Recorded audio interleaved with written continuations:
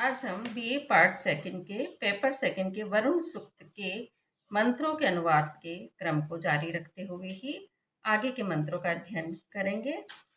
आगे का मंत्र है कदा शत्रश्रियम नरमा वरुणम करामहे मृलिकाय उरु चक्षसम।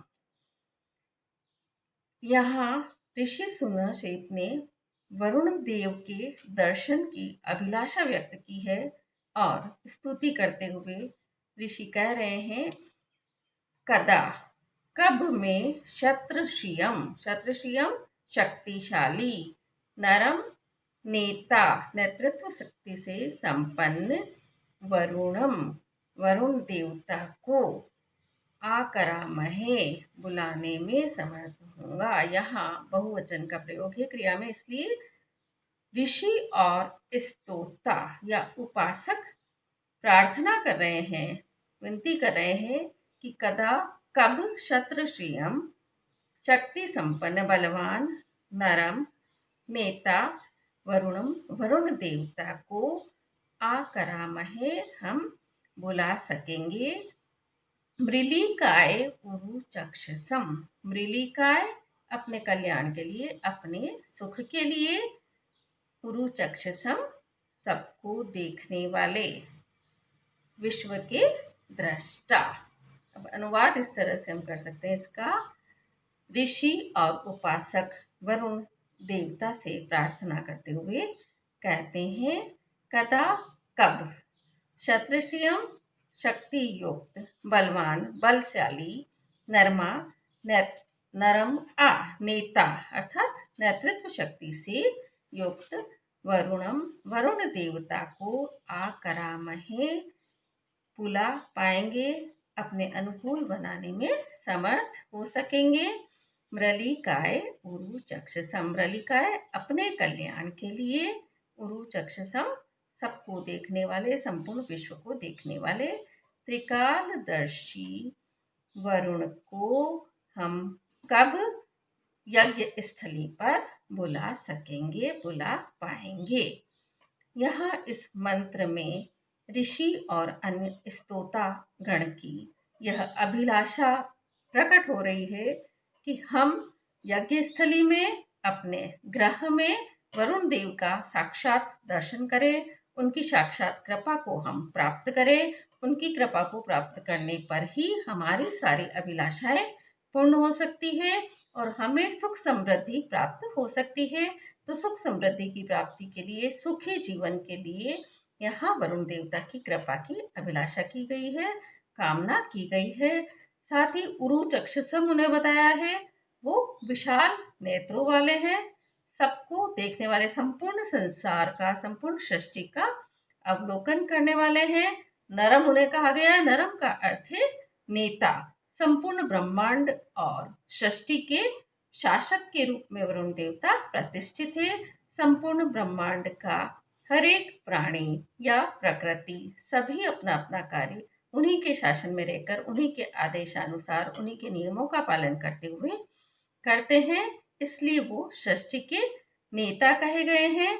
शत्रश्री शक्ति संपन्न कहे गए हैं, बलशाली कहे गए हैं, क्योंकि मनुष्यों को अपराध करने पर या नियमों का पालन न करने पर वो अपने पाशों से जकड़ लेते हैं, उन्हें दंडित करते हैं। इसलिए वरुण देवता को सर्वाधिक शक्ति संपन्न बताया गया है। यहाँ मृलिकाय बार बार वरुण देवता के लिए यजमान की ओर से प्रयुक्त किया गया है, क्योंकि यजमान अपने सुख की कामना के लिए केवल वरुण देवता की ही उपासना करना चाहता है। यह वैदिक संस्कृत की भी एक विशेषता दृष्टिगोचर होती है। आकरामहे उपसर्ग और क्रियापद के बीच में अन्य वरुण पद आया है। ऐसे मृलिकाय में भी ल आया है, जो कि ड था, ड दो ध्वनियों के बीच में जब आता है तो ल बन जाता है। उरु चक्षसम का के दो अर्थ किए गए हैं। भारतीय विद्वानों ने इसका अर्थ सब कुछ देखने वाला किया है, जबकि पाश्चात्य विद्वानों ने इसका अर्थ विशाल नेत्रों वाला किया है। अब छठे मंत्र को हम देखेंगे। तद इत समानम आशा ते वेनन्ता न प्रयुज्यतः धृतव्रताय दाशु से। धृतव्रताय और दाशु से दोनों ही शब्द यहाँ यजमान के लिए प्रयुक्त होते हुए हैं। वैसे धृतव्रताय विशेषण वरुण देवता का है, लेकिन केवल इसी मंत्र में, संपूर्ण ऋग्वेद में केवल यह विशेषण यजमान के लिए प्रयुक्त हुआ है। धृतव्रताय व्रतों का पालन करने वाले, वरुण देवता के द्वारा बनाए हुए नियमों और विधानों का पालन करने वाले, दाशु से हवि देने वाले, देवताओं को हवि अर्पित करने वाले, हवि प्रदान करने वाले, वेनंता मित्र और वरुण, हित चाहने वाले, यजमानों की कल्याण की कामना करने वाले, कल्याण को चाहने वाले मित्र और वरुण तत् उस हवि को इत निश्चय ही समानम आशाते, समान रूप से भक्षण करते हैं, समान रूप से खाते हैं। प्रयुज्यतः न, उस हवि की प्रयुज्यतः उपेक्षा, अनादर या तिरस्कार नहीं करते हैं। तो इस प्रकार से यहाँ मित्र और वरुण दोनों की ही स्तुति ऋषि द्वारा की गई है। मित्र और वरुण दोनों ही देवताओं का साहचर्य ऋग्वेद में प्रसिद्ध है। दोनों ही देवता यजमान और उपासकों के हितों की रक्षा करते हैं, सदैव उनका कल्याण चाहते हैं। इसीलिए वरुण द्वारा बनाए हुए विधि विधानों का पालन करने वाले, यज्ञ यागादि करने वाले और हवि द्वारा उन्हें प्रसन्न करने वाले उपासकों की हवि का ये मित्र और वरुण दोनों ही देवता समान रूप से उपभोग करते हैं, सेवन करते हैं और अपने उपासकों का कल्याण करते हैं, हित करते हैं, उनकी आकांक्षाओं को पूर्ण करते हैं। वे दोनों समान रूप से हवि का ग्रहण करते हैं, चाहे वो हवि किसी निर्धन या अमीर या धनी व्यक्ति के द्वारा दी गई हो, संपन्न व्यक्ति के द्वारा दी गई हो, चाहे हव्य सामग्री अल्प हो या अधिक हो, सभी हव्य सामग्रियों का वो समान रूप से उपभोग करते हैं। किसी भी हवि का वो तिरस्कार या अनादर नहीं करते हैं। तो यहाँ वरुण और मित्र दोनों की ही यह उदारता, उदात्तता प्रतिपादित हुई है। हवि को स्वीकार करने में कभी वो प्रमाद नहीं करते हैं, निश्चित रूप से हवि को वो ग्रहण करते हैं और अपने उपासकों का हित करते हैं, कल्याण साधन करते हैं।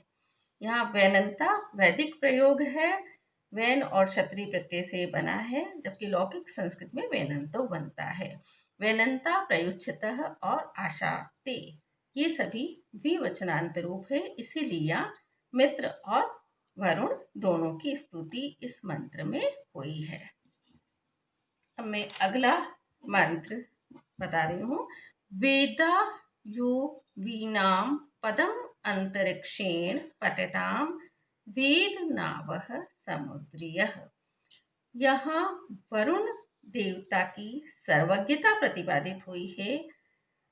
ऋषि सुनाशेप इस मंत्र में वरुण देवता की स्तुति करते हुए कहते हैं कि यह जो वरुण देवता अंतरिक्षेण, अंतरिक्ष में, वीणाम पतिताम वेदा, वीणाम पक्षियों के, पतिताम उड़ते हुए, विचरण करते हुए, विचरण करने वाले वीणाम पक्षियों के पदम मार्ग को वेदा जानता है। समुद्रियः नावः वेद, समुद्रियः समुद्र में चलने वाली, नावः नावों को वेद जानता है। तो यहाँ वरुण देवता केवल द्युलोक का ही स्वामी नहीं है, अपितु संपूर्ण ब्रह्मांड के स्वामी के रूप में संपूर्ण ब्रह्मांड की गतिविधियों को जानने वाला है। वह अंतरिक्ष में होने वाले कार्यकलापों को भी जानता है और पृथ्वी पर समुद्र में होने वाली घटनाओं को भी वह जानता है। यहाँ वरुण देवता अंतरिक्ष में उड़ने वाले, पतिताम विचरण करने वाले, वीणाम पदम पक्षियों के मार्ग को जानता है और समुद्रीयः नावः, वेद समुद्र में चलने वाली नाव अर्थात जहाजों जलयानों को भी वह जानता है। तो ऋषि ने वरुण देवता की सर्वज्ञता को यहाँ प्रतिपादित किया है। आकाश और जलमार्ग का वरुण ज्ञाता है। यहाँ समुद्रीय का भारतीय विद्वान यह अर्थ करते हैं कि समुद्र में विद्यमान, समुद्र में निवास करने वाले वरुण देवता। एक और विशिष्टता इस मंत्र से प्रतिपादित होती है। काल में समुद्र में नौकाओं का और जलयानों का, जहाजों का प्रयोग होता था। जहाजों के माध्यम से व्यक्ति एक से दूसरे स्थल पर भ्रमण करते थे या व्यापार आदि करते थे। अब अगले मंत्र को पढ़ रही हूँ। अगला मंत्र है वेद मासो धृत व्रतः द्वादश प्रजावतः वेदाय उपजायते। यहाँ ऋषि ने पुनः वरुण देव की सर्वज्ञता प्रतिपादित करते हुए कहा है कि वरुण देव केवल अंतरिक्ष लोक, ध्रुवलोक, समुद्र, पृथ्वी आदि का ही ज्ञाता नहीं है, आदि पर ही शासन नहीं करता है, काल चक्र पर भी उसका आधिपत्य है। समय चक्र भी उसी ने निर्मित किया है, उसी पर काल चक्र भी उसी के अनुसार संचालित होता है। यहाँ ऋषि सुनसेन वैदिक वरुण देवता के काल संबंधी ज्ञान का प्रतिपादन करते हुए कहते हैं कि वरुण देवता धृतवतः व्रतों को धारण करने वाला, नियम और विधि विधानों का पालन करने वाला है। वह द्वादश मासः 12 महीनों को प्रजावतः प्रजा वाले संतति सहित, प्रजाओं सहित 12 महीनों को वेद जानता है।